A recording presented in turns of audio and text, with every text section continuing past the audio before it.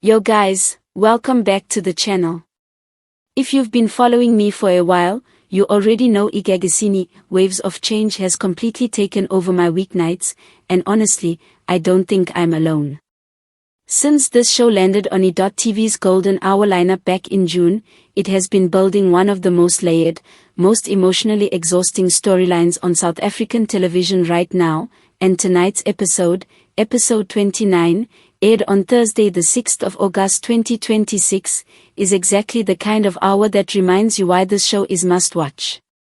So grab your tea, get comfortable, because today we are unpacking everything, from where Wandle's head is at right now, to Seno tightening his grip on Truth or Dare, to Fume finally starting to connect some very dangerous dots. Let's get into it.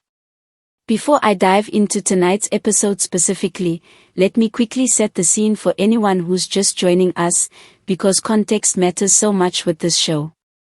Egagasini follows three best friends from Umlotsi, Njabulo, Sile, and Wandle, who form a music group called Truth or Dare. Wandle is the one who really carries the emotional core of this whole series for me. She grew up in the church, disciplined, sweet, the peacekeeper of the group, and for years she was quite literally standing behind the camera filming Njabulo and Sile's rehearsals instead of stepping into the spotlight herself. But then a video of her singing goes viral, and suddenly music mogul Seno is at their door with an ultimatum: sign with him as a trio, or there's no deal at all. And that one decision changes absolutely everything for these three young people. Now here's the part that makes this show so much heavier than your average music industry drama. Right from the opening episode, we are shown the aftermath of a tragedy before we even understand how it happened. A shoe floating in water. Three young people frozen, clearly traumatized. And slowly, over the first few episodes, the show peels back what actually happened that night. Truth or Dare had just landed their biggest break yet, and in the middle of the celebration, tempers boiled over. Noxolo Dube, Seno's daughter, ends up in a confrontation that turns physical, and in the chaos, she's pushed and falls into the water. What should have been the best night of their lives instantly becomes a secret that's going to follow all three of them for the rest of the series. And Wandle, of all of them, is the one visibly struggling the hardest to live with it. There was even a moment a few episodes back where the guilt got so heavy for her that she nearly did something drastic to herself before pulling back at the very last second. That single scene told me everything about where her arc is headed. Out of the three of them, Wandle is not the one who's going to crack because she's disloyal. She's going to crack because her conscience simply will not let this go. So that's the emotional engine underneath everything. Now let's talk about tonight, episode 29. The headline for this episode is that Seno is tightening his grip on Truth or Dare in the aftermath of what the show is now referring to as the pool incident. And if you've been paying attention to how Seno operates, this should not surprise you at all. This is a man who built an entire music empire, and from what we've seen so far, he does not let go of control easily, especially not when there's something this explosive hanging over his own family. Think about the position he's in. His daughter was involved in an accident that three of his own signed artists are connected to, whether directly or through what they witnessed and covered up.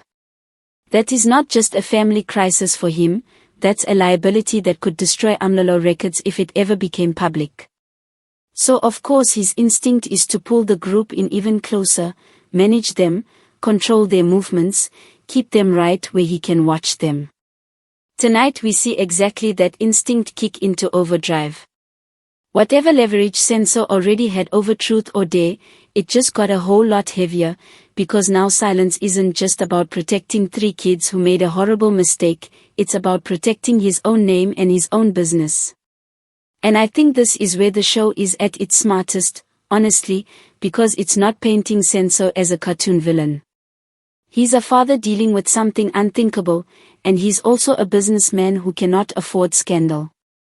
Those two things are pulling him in the same direction: tighten the grip, keep the group close, keep the story contained. But here's the problem with control like that. The tighter you hold something, the more likely it is to slip through your fingers eventually, and I don't think Seno fully understands yet just how many people are starting to notice cracks in his careful management of this situation. Which brings me to the second major thread of tonight's episode, and honestly, for me, this might be the more interesting development. Fume is starting to connect the dots about Seno's cheating. Now, if you've watched even a handful of episodes, you know Fume is Seno's wife, and up until fairly recently, she has genuinely had no idea that tragedy touched her own household while she and Seno were out there proudly celebrating their daughter stepping into a bright future. That dramatic irony has been sitting underneath every scene these two have shared, her celebrating, him quietly managing a nightmare behind her back. But tonight, the show starts shifting Fume from someone who is grieving and confused into someone who is actively investigating, and that is a massive gear change for her character. What's fascinating is that the infidelity thread and the cover-up thread are starting to braid together in this episode. Fume isn't just noticing that her husband has been distant or secretive about business, she's noticing patterns, timelines that don't add up, phone calls he steps out to take, a version of events that keeps shifting slightly depending on who he's talking to.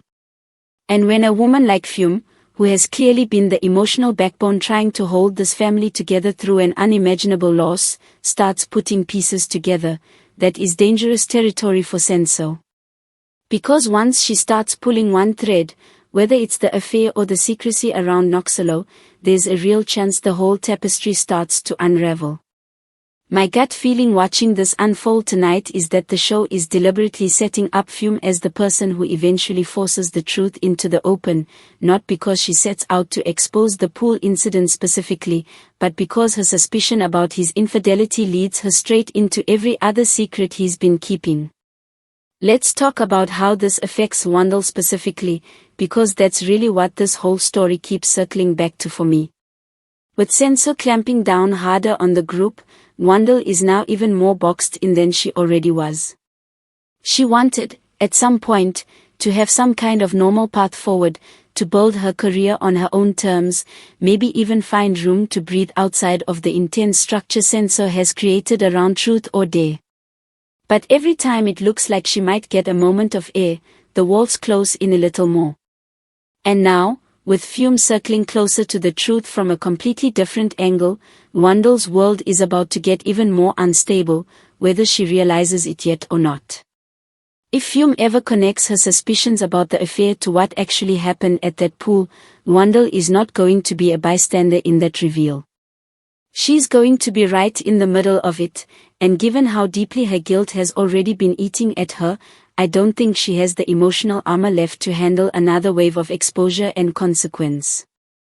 I also want to touch on the Shozi family thread, because even though tonight's episode centers heavily on the Dube household drama, the financial pressure building on Gogo Shozi and Kidusazi has been quietly simmering in the background for the last few episodes, and I don't think the show is going to let that storyline sit still for much longer. Tough decisions have already started, and when you combine mounting money problems with a family that's also emotionally entangled with the Dubes through Jabulo and Sal's involvement in Truth or Dare, you've got two households under pressure from completely different directions, but their fates are tied together whether they like it or not. If Seno's grip on the group tightens because of what happened with Noxolo, that directly affects how much freedom, and frankly how much income, flows back to the Shozi side of the story. Money and secrets are becoming impossible to separate on this show. And then there's Malum Jacob, still trying to close that 15-year gap with the family, and from what we've seen, it has not been going smoothly. There's real tension in how that reconciliation attempt keeps landing wrong, feeling more like an insult than an olive branch, and I have a feeling that thread is going to intersect with the Shozi family's financial troubles sooner rather than later. When someone shows up trying to make amends right as a family is under financial strain, it rarely stays a clean, simple gesture. There's usually a catch, or at the very least, old wounds get reopened in the process. I also want to give a quick shout out to the Hubo and Oyolino subplot, because even in an episode as heavy as this one, the show has been using their story to give us some lighter, more human beats. There's something almost bittersweet about how these two keep existing in the same spaces without truly seeing each other yet. It's the kind of near-miss storytelling that makes you want to shout at the screen, and I think the show knows exactly what it's doing by keeping them dancing around each other while everything else in Umlotsi is falling apart. Every soapy needs that slow burn subplot running underneath the chaos, and this is shaping up to be one of the sweeter ones on Egagasini, at least for now. Stepping back and looking at the bigger picture, what I love about how this show is structured is that nothing exists in isolation. Seno tightening control over the group isn't just a plot device to create tension for truth or dare, it's a direct response to fear of exposure, fear of losing everything he's built. Fume connecting the dots about his cheating isn't just a marriage falling apart, it's the crack that could bring the entire cover-up crashing down. And Wandle's guilt isn't just personal anguish, it's the emotional thread that ties every other storyline back to that one night by the water. This is genuinely some of the tightest plotting I've seen in a local soapy in a long time, and it's clear the writers know exactly which dominoes they're setting up and in what order they eventually want them to fall. Now, let me talk a little bit about where I think this goes from here, because I always like to end these reviews with a bit of speculation, and you guys know I love being wrong about these predictions just as much as being right. I think within the next few episodes, we are going to see Fume's suspicions escalate to the point where she either confronts Seno directly or starts quietly gathering proof rather than just noticing red flags. Given how the show has paced her arc so far, moving her from grieving mother to increasingly sharp investigator, I don't think the writers are going to let her stay in the dark for much longer. And once she starts asking the right questions to the right people, especially anyone close to truth or dare, that's when things could get extremely dangerous for Wandle, Njabulo, and Sile. I also think we need to keep an eye on how Seno's tightening grip affects the internal dynamic within the trio themselves.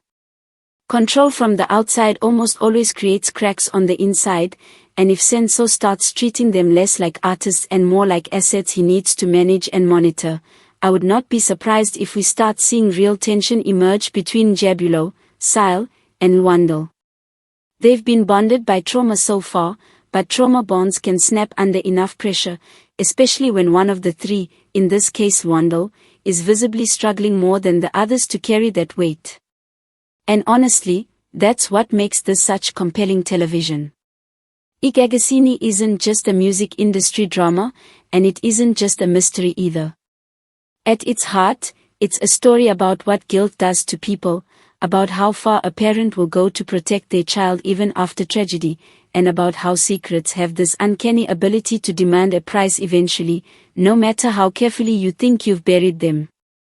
Tonight's episode moved several of these pieces forward at once, and honestly, it left me with more questions than answers, which, if you ask me, is exactly what a great soapy episode should do.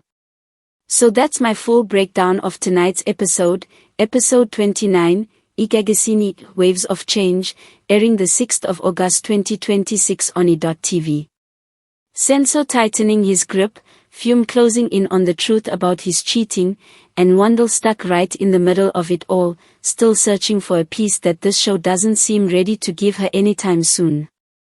If you enjoyed this breakdown, drop a comment and let me know what you think is going to happen next, especially if you think Fume figures out the pool incident before the season is out. Smash that like button, subscribe if you're new here, and I will see you guys in the next review. Sola Kale, and don't miss tomorrow's episode.